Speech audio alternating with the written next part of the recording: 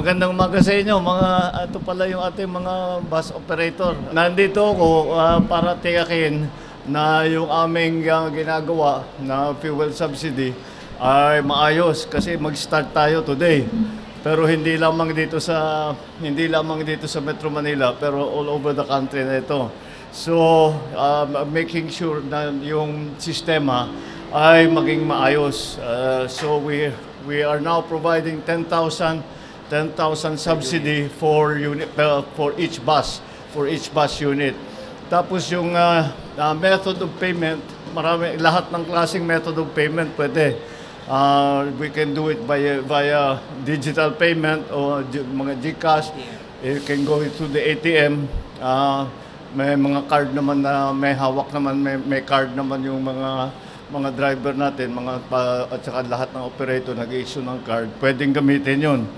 Meron pa ring iilan na talagang gusto nila, ayaw nilang gawing digital. Kaya pwedeng mag-issue ng cheque. At kung talagang kahit cash, pwede pa rin. Pero siguro, mas maginhawa, it's easier, it's more practical. Pag as much as possible, ang gagawin natin ay digital payment. So,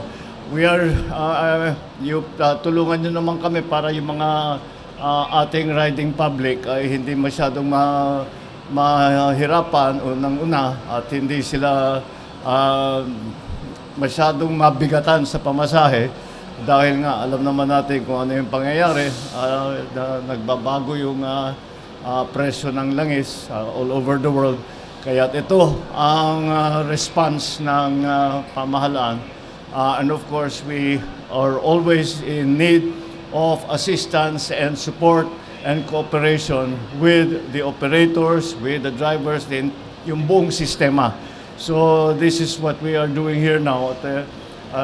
We are having the briefing now from the OTR. Tinignan namin ang mga facilities. So far, mukha namang maayos.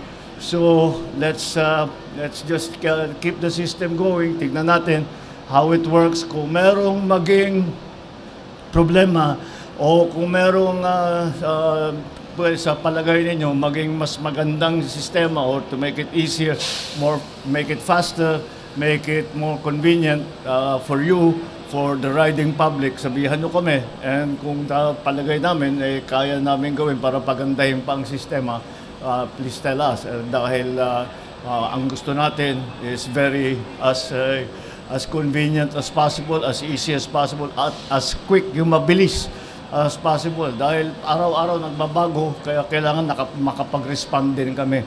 So, with the cooperation, ako malakas ang loob ko sabihin na pagka basta't nagtutulungan tayo, yung private sector at saka yung kayong mga operator at saka kami in government, sana maging hindi na yung pakiramdam ng ating riding public, yun ang ating mga siniservisyohan.